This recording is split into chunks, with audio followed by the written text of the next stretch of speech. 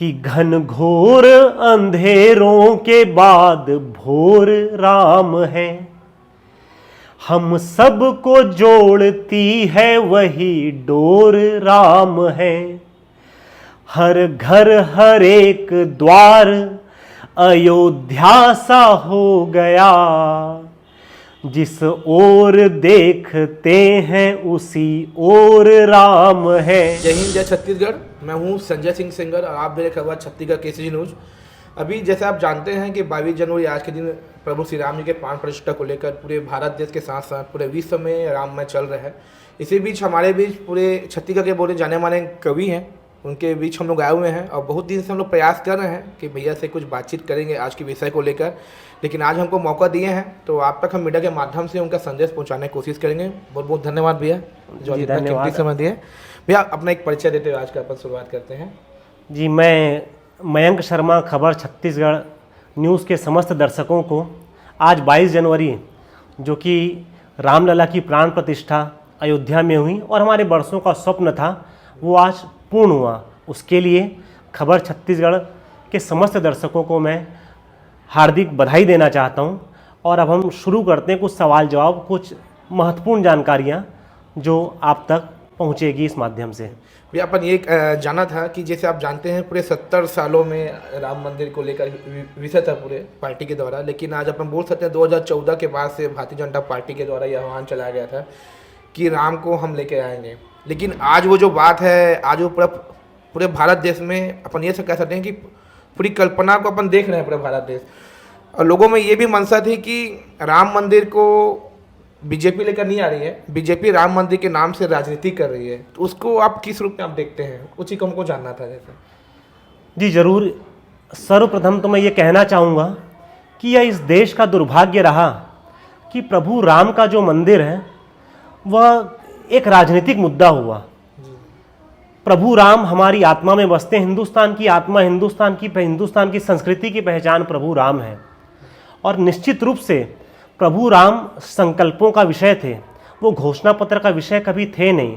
और अगर जिन्होंने भी अगर घोषणा पत्र में रख कर अगर अपने संकल्पों को पूरा किया है और अगर आज हम उत्सव मना रहे हैं तो जिसने भी इसके लिए प्रयास किया, हमने तो सुना भी है कि गिलहरी प्रयास होता है राम जी के काम में, तो जिसने भी इसके लिए प्रयास किया, चाहे वो कोई राजनीतिक पार्टी हो, चाहे कोई नेता हो, उसे इसका अगर श्रेय जा रहा है तो इसमें कोई बुराई नहीं है। जो भी राम के लिए प्रयास करेगा, किसी चीज़ के लिए भी, ये तो राम मंदिर की बात है, किसी भी छोटा सा कोई प्रोजेक्ट आता है देश में, उसके लिए अगर कोई प्रयास करता है और अगर उसका वो लाभ लेता है तो वह किसी रूप से गलत कहा नहीं जा सकता। और अगर राम तो हमारे संकल्पों का विषय है और जैसा कि आपने कहा कि बीजेपी ने अपनी कई सरकारें इसके लिए कुर्बान की है, कई सरकारें गिरी इस नाम से, कितने कार सेवकों का बलिदान हुआ, उसने कितनी, जब घोषणा पत्र में यह बात रखी जाती थी तो लोगों के द्वारा सुना भी जाता था कि राम मंदिर तो बनाएंगे लेकिन तारीख नहीं बताएंगे, तो ये उपहास का विषय हुआ करता था, जिसे आज एक गर्व में तब्दील कर दिया गया है। तो निश्चित रूप से जिन्होंने भी इसके लिए प्रयास किया वो बधाई के तो पात्र हैं ही। और मेरा तो ये मानना है कि इसके लिए सभी राजनीतिक पार्टियों को एक साथ प्रयास किया जाना चाहिए था। तो इस विषय से जो दूर रहे उन्हें सोचने का विषय है, जो इसमें जुड़े रहे उनके लिए तो ये गर्व का विषय है, हमारे लिए भी गर्व का विषय है। जी जी, बहुत सुंदर भैया। बात ये भी है कि ऐसे बहुत से लोग ये भी कहते हैं कि राम मंदिर को तो कोर्ट के द्वारा उनका बात चली जा रही है, इसमें बीजेपी का कोई अस्तित्व नहीं है, तो उससे आप किस रूप में मतलब लोगों तक संदेश देना चाहेंगे?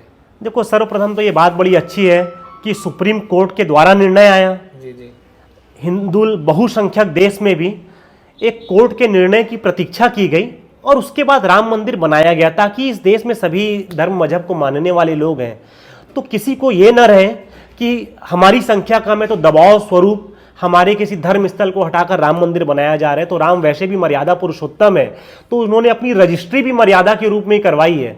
यह सौभाग्य है और उनके राम की मर्यादा में और भी चार चांद लगाने वाली चीज़ें हैं। तो निश्चित रूप से अगर तारीख नहीं बताएंगे, मंदिर वहीं बनाएंगे, ये जो भी विषय चल रहे थे और राम मर्यादित रूप से अपनी जगह पर विराजित हुए, तो ये हम सभी के लिए गौरव का विषय है। और इसीलिए शायद इस देश में जो अनेकता में एकता की बातें की जाती है, और राम तो ऐसा है कि राम राज जब आप इसकी परिकल्पना करते हैं तो ये सिर्फ भारत तक सीमित नहीं है, ये दुनिया के विभिन्न देशों में राम राज्य तो एक आदर्श परिकल्पना है, और राम जी स्वयं भी सुप्रीम कोर्ट के निर्णय के बाद उनका मंदिर बन रहा है। लेकिन निश्चित रूप से जिन सरकारों ने यह प्रयास किया, क्योंकि इसके विरोध में भी वकील खड़े किए गए थे, जी जी अगर इसके विरोध में वकील खड़े किए गए थे मतलब किसी ने इसके न मंदिर न बन पाए इसके लिए भी प्रयास था, और कोर्ट से अगर ये जीत हुई है, किसी ने इसके लिए प्रयास किया, तो उन्हें निश्चित रूप से इसका भागीदार हमें मानना भी चाहिए। जी। अभी जैसे अपन ये कह सकते हैं कि आने वाले पीढ़ी जनरेशन है, क्योंकि 70 साल में भी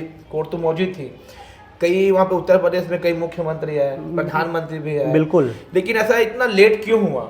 70 साल बहुत होती है ना। आज की जनरेशन हम कह सकते हैं कि हमको आज राम जी को लाने में आज 70 साल लग गए। निश्चित रूप से जैसा मैंने कहा कि ये एक बड़ा दुर्भाग्यजनक विषय है। अयोध्या में राम, इसके लिए अगर प्रमाण की आवश्यकता पड़े हिंदुस्तान में या राष्ट्र को, तो ये हम सब के लिए निश्चित रूप से एक बड़ा दुर्भाग्य का विषय था कि अयोध्या में राम जी का प्रमाण देना पड़ रहा था। और जहाँ तक जैसा कि आपने कहा 70 वर्ष लग गए, ये भी दुर्भाग्यपूर्ण है। और उसका सबसे बड़ा कारण है कि इच्छा शक्ति की कमी। इस देश में लोग डरते थे, नेता डरते थे कि हम कहीं हिंदू दिख गए तो हमारा वोट बैंक चल देगा। जी जी जी। आज तक ऐसा हुआ है, लेकिन देश के वर्तमान प्रधानमंत्री ने वो एक उन्हें गर्व के साथ इस चीज को दुनिया के सामने रखा, भारत के लोगों के सामने रखा, समझाया, प्रमाण प्रस्तुत किए गए सुप्रीम कोर्ट में कि नहीं कोई, जैसा कि विवेकानंद जी ने कहा था कि गर्व से कहो हम हिंदू हैं, तब तो शायद भारतीय जनता पार्टी वगैरह सरकारें भी नहीं रहती थी।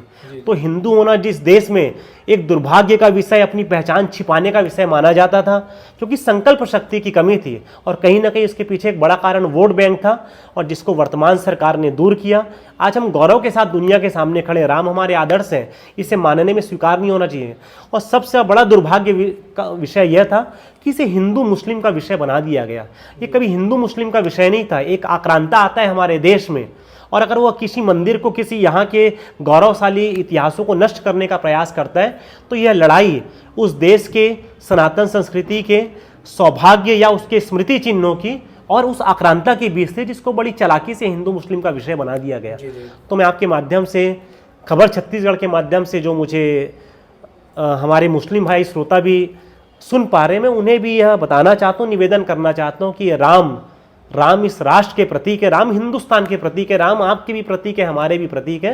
तो ये हिंदू मुस्लिम का विषय मुद्दा था ही नहीं, ये एक आक्रांता और हमारे देश के एक प्रतीक चिन्ह की ये लड़ाई थी, जिसे हमने कोर्ट के माध्यम से जीत ली है। जी जी, बहुत सुंदर भैया। अभी जैसे अपन ये भी बात कह सकते हैं कि राम मंदिर के प्राण प्रतिष्ठा के लिए जितने भी विपक्ष में अन्य पार्टी थे, जिन्होंने राम मंदिर के विषय को लेकर कई सारे वकील भी खड़े किए थे, उन्हें भी आमंत्रण कार्ड भेजा गया है। कई ऐसे मुस्लिम जी है, मौलाना है, जिन्होंने विरोध किया था, उन्हें भी मुस्लिम आमंत्रण कार्ड भेजा गया। लेकिन बहुत से लोग ये कह रहे हैं कि आमंत्रण कार्ड, ये जो मंदिर की जो प्राण प्रतिष्ठा की जा रही है, ये बीजेपी आरएसएस के द्वारा की जा रही है, तो हम लोग मंदिर के आमंत्रण कार्ड को हम लोग ठुकराते हैं। तो उसके लिए अपन क्या कहेंगे? देखिए, राम तो सबके हैं। जो सरकार है, कुछ समय पहले ये सुनने में आ रहा था कि हमें नहीं बुलाया जाएगा, बीजेपी मंदिर बनवाई तो अगर हमें बुलाया जाएगा तो हम जाएंगे। जब उनके पास आमंत्रण पहुंचा तो उन्होंने आमंत्रण ठुकरा दिया। मतलब आप यह चाहते हैं कि चित भी आपकी रहे, पट भी आपके रहा, तो यह संभव नहीं है। निश्चित रूप से जो सरकार सत्ता पे है, उसके माध्यम से मंदिर अभी निर्माण हो रहा है और आमंत्रण कार्ड आप तक पहुंच रहे, तो राम तो सबके हैं। राजनीतिक पार्टियों में आपकी लड़ाई हो सकती है, भूखमरी के मुद्दे पर आपकी लड़ाई महंगाई के मुद्दे पर हो सकती है, लेकिन राम सबके हैं और आप तक पहुंच रहे आमंत्रण। बस इसलिए तो जिंदगी से गम नहीं गए, श्री राम ने बुलाया था और हम नहीं गए। तो आपको ये समझना चाहिए था, ये राम मंदिर का आमंत्रण है। अगर ये बीजेपी कार्यालय का उद्घाटन का आमंत्रण रहता तो निश्चित रूप से आप मना करते और लोगों को इससे खुशी भी रहती, कोई समस्या नहीं रहती। लेकिन राम अगर बुला रहे हैं तो सबको जाना चाहिए, राम सबके हैं। कि राम के प्रताप का प्रभाव बतलाता हूं मैं, आपकी कोई भी बात टाली नहीं जाएगी। और मन में बसा के राम कर्म करते चलो तो जिंदगी की कोई रात काली नहीं जाएगी। और बेटे अगर राम की कहानी पढ़ने लगे तो बापूजी की पगड़ी उछाली नहीं जाएगी। और राम जन्मभूमि में जिसने नमाज पढ़ी, उनकी मुराद कभी खाली नहीं जाएगी। तो राम तो सबके हैं, वो जो उनके शरण में आता है उन सबको वो अभयदान देते हैं। तो समस्त राजनीतिक पार्टियों से मेरा पुनः निवेदन है कि आप कोई भी ऐसा निर्णय न ले जो भविष्य में आपको यह महसूस हो कि नहीं, यह निर्णय हमारे आने वाली कई पीढ़ियों तक दुर्भाग्यजनक रूप से याद किया जाए। तो अगर आमंत्रण राम के लिए था, राम सबके हैं, आप भी सब भी राम के बन जाइए, इसमें आपत्ति होनी नहीं चाहिए थी। और अगर किसी ने आमंत्रण को अस्वीकार किया तो मेरा व्यक्तिगत रूप से मानना है कि यह सही नहीं था। जी जी, बहुत सुंदर भैया। अपन कुछ सवाल से अपन देखते हैं, सोशल मीडिया में बात चलती है, अभी 5 राज्यों में जो चुनाव हुए हैं उसमें आप देखिए 3 राज्यों में बीजेपी की बहुत जोरदार जीत हुई है। जी जी। उसमें से तेलंगाना ऐसा था जहाँ पे 2 से 8 सीट में बढ़ोतरी हुई है, 1 सीट में कांग्रेस की आई है। जी जी। तो लोगों का कहना ये है कि बीजेपी पार्टी धर्म की राजनीति करती है, हिंदू मुस्लिम कराती है, तो इसे आप कहाँ तक जैसे देखते हैं, कुछ विचार अगर रखना चाहेंगे तो? देखो, जहाँ तक बार बार हमें सुनने आता है धर्म की राजनीति, धर्म की राजनीति, तो हमें समझना चाहिए कि दुनिया में जो भी कर्म हो रहे हैं उनका एक धर्म तो होता ही है। आप गाड़ी चला रहे हैं, गाड़ी के ब्रेक का धर्म कि जब आप ब्रेक मारें तो गाड़ी रुक जाए, वो ब्रेक का धर्म है। जी तो अगर धर्म के हिसाब से चीज़ें चले, वैसे ही राष्ट्र का एक धर्म है। जी जी। तो अगर आपका धर्म है, और वैसे भी इस देश का धर्म क्या है, इस देश का धर्म है राष्ट्र धर्म है, और राष्ट्र को अगर कोई प्रथम मानकर राजनीति की जा रही है तो उसमें कोई बुराई नहीं है। और जहाँ तक हम राम के आदर्शों की बात करते हैं तो राम के आदर्शों में सर्वप्रथम हिंदुस्तान रहेगा, राष्ट्र प्रथम रहेगा।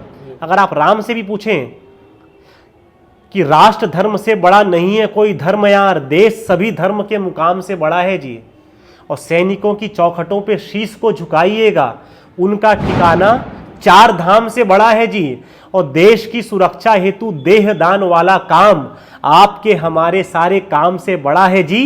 राम और राष्ट्र में से एक चुनना पड़े तो राम भी कहेंगे राष्ट्र राम से बड़ा है जी। हम इसलिए राम को मानते हैं, राम इसीलिए हमारे आदर्शों का विषय है कि अगर आप राम से पूछेंगे तो राम भी ये कहेंगे नहीं, राष्ट्र पहले महत्वपूर्ण है, राम बाद में है। तो अगर कोई व्यक्ति, कोई पार्टी, कोई जननेता राम के आधार पर राजनीति को सुधारना चाह रहा है, राम के आदर्शों को लेकर आप राजनीति करना चाह रहे, तो मैं नहीं मानता इसमें कोई बुराई है। और जनता भी इस बात को समझ रही है, जनता भी इन विषयों को समझ रही है कि राम राज्य की परिकल्पना अगर भारत में फिर से आती है तो जनता का भला होगा, इस राष्ट्र का भला होगा। और अगर कोई इस विषय को लेकर अपने घोषणा पत्र, अपने संकल्पों पर राजनीति कर रहे हैं और राजनीति पे धर्मगत, नीतिगत राजनीति कहीं पर की जा रही है, तो उसमें कोई बुराई है नहीं, उन्हें जीतना चाहिए। बहुत सुंदर। अभी जैसे बात चली आ रही है कि रामलला अभी झांकी है, मथुरा काशी बाकी है, हाँ। तो उस पर अपन कुछ बात रखें तो? देखो, ये राष्ट्र जो है, जैसा कि हम सभी जानते हैं कि हर राष्ट्र की एक संस्कृति रहती है, और कृष्ण है, शिव है, राम है, ये हमारे आराध्य विषय हैं। और ये दुनिया के सामने ये उदाहरण है कि हमने ऐसा नहीं कहा कि बोले हम बहुसंख्या के हम लड़के ले लेंगे। शिव, कृष्ण, राम, आप मथुरा की बात कर लो, आप ज्ञानवापी ऐसा बोला जाता है, ज्ञानवापी मस्जिद, ज्ञानवापी, अगर आप शब्द पे गौर करें तो आपको समझ जाएगा कि इसको भी किसी आक्रांता ने आया और वहाँ पर चीज़ों को तोड़ा और वहाँ पर मस्जिद का निर्माण कर दिया गया। तो जैसा कि राम मंदिर सुप्रीम कोर्ट के माध्यम से चीज़ें सारी चीज़ें सेटल्ड हुई, ठीक उसी तरीके से अगर मथुरा और काशी की बात हो, ये हमारे आराध्य का विषय है। इसमें मैं फिर कह रहा हूँ, राजनीति इसे हिंदू मुस्लिम से जोड़ देती है। और अगर इस चैनल के माध्यम से जो भी मेरे मुस्लिम भाई, मुस्लिम श्रोता सुन पा रहे, मैं उन्हें भी बताना चाहता हूँ कि मथुरा, काशी या अयोध्या कभी भी हिंदू मुस्लिम का विषय नहीं था, यह इस राष्ट्र की आत्मा के विषय हैं। और ये विषय विदेशी आक्रांता के, अगर ये हिंदू मुस्लिम का विषय होता तो इस देश में अब्दुल कलाम जी को कभी उतना सम्मान नहीं मिलता। अब्दुल कलाम इस देश में मुस्लिम के रूप में नहीं देखे गए, बहादुर शाह जफर इस देश में मुस्लिम के रूप में नहीं देखे गए, अब्दुल हमीद जिन्होंने राष्ट्र के लिए कुर्बान कर दिया अपने आप को, वह मुस्लिम के रूप में इस देश में नहीं देखे गए। और अयोध्या की खुदाई में भी तो के मोहम्मद साहब थे। तो इस देश ने कभी हिंदू मुस्लिम में के रूप में नहीं आका गया। तो मेरा ये मानना है कि काशी, मथुरा, अयोध्या जो विषय हैं, ये एक विदेशी आक्रांताओं की बर्बरता, जो इस राष्ट्र की निशानी, इस राष्ट्र के गौरव को नष्ट करना चाहते थे, उनके खिलाफ हम अपने राष्ट्र के गौरव के पुनर्निर्माण की लड़ाई थी, न कि ये हिंदू मुस्लिम की लड़ाई। लास्ट सवाल रहेगा भैया, अभी कुछ महीने बाद लोकसभा चुनाव आने वाले हैं, तो क्या ये रामलला अपन जो लेके आ रहे हैं, ये लोकसभा में कुछ परिवर्तन लाएगा कि भगवा में जैसे बात चल रही है, क्या सीट की उम्मीद करते हैं? जैसे मान लो, देखो, निश्चित रूप से इस देश में एक वातावरण तो बदला हुआ है। जी जी। यह देश चाहता है कि देश में राम राज्य हो। जी जी। यह जनता चाह रही है। हाँ। और जनता बड़ी बारीकी से यह भी देख रही है जी जी कि देश में परिवर्तन क्या हो रहा है। हाँ। अगर आपने देखा होगा कि 70 सालों की राजनीति के बाद जी जी। इस राष्ट्र में हमें शौचालय बनाने की आवश्यकता पड़ रही है। जी जी 70 सालों की राजनीति के बाद एक गरीब बैंक में अपना खाता खुलवा पा रहा है, जी जी तो यह काम तो पुरानी सरकारों को कर लेना चाहिए था। बहुत सुंदर, सही बोले। यह कमी रही, यह रिक्तता रही। ऐसा नहीं कि पुरानी सरकारों ने इस देश में काम नहीं किया, जी जी उन्होंने भी कुछ देश को आगे बढ़ाने में सबका योगदान जरूर है, लेकिन जनता यह देख रही है कि उनकी मूल जरूरतों से लेकर राष्ट्र गौरव के निर्माण में जो भी व्यक्ति, जो भी सरकार काम करेगी, जनता निश्चित रूप से उसके पक्ष में मतदान करती हुई आपको दिखाई देती है। आप उत्तर प्रदेश इसका उदाहरण देख सकते हैं। जी जी उत्तर प्रदेश इसका बड़ा उदाहरण है, जिसमें बहुत ज़्यादा जातिवाद वहाँ पर हावी है, लेकिन वहाँ की बेटियों की सुरक्षा के लिए, वहाँ महिलाओं की सुरक्षा के लिए जनता ने एक संत को चुना। जी। तो जनता इस व्यवस्था को देख रही है, वो चाहती है बदलाव आए, सकारात्मक बदलाव आए, और निश्चित रूप से जनता आज इस चीज़ को भी समझ रही है कि जैसे ही कोई ऐसा मुद्दा आता है जहाँ मंदिर की बात आती है, तो सिर्फ उसी दिन अस्पताल की चिंता होती है, सिर्फ उसी दिन स्कूल की चिंता होती है, सिर्फ उसी दिन लोगों को लगता है कि सड़कें जाम क्यों हो रही है। जी जी तो जनता ठीक तरीके से इस चीज़ों को देख रही है। तो समस्त राजनीतिक पार्टियों से मेरा निवेदन भी है, जी जी एक साहित्यिक कलाकार के माध्यम से, कि जनता को आप मूर्ख मत समझिए, देश के जरूरी मुद्दों से जुड़िए, देश के गौरव से आप जुड़िए। अगर आप देश के गौरव को नकारने का प्रयास करेंगे जी जी तो निश्चित रूप से जनता आपको भी नकार जी देगी। जी बहुत सुंदर भैया। बस एक और प्रश्न मन में आया भी है मेरा। बहुत लोगों की मानसिकता ये रहती है कि ये मंदिर खोलने से, ये महंगाई से कोई तुलनात्मक अपन नहीं कर सकते हैं। आप भी देखे होंगे कई ऐसे राज्य है जहाँ मंदिर बनने के बाद आप काशी विश्वनाथ करेंगे, पूरा रिकॉर्ड तोड़ दिए, बजट में सरकार के बजट पेश कर दिए हैं। काशी विश्वनाथ को देख लो, अभी उज्जैन में देख लो आपने।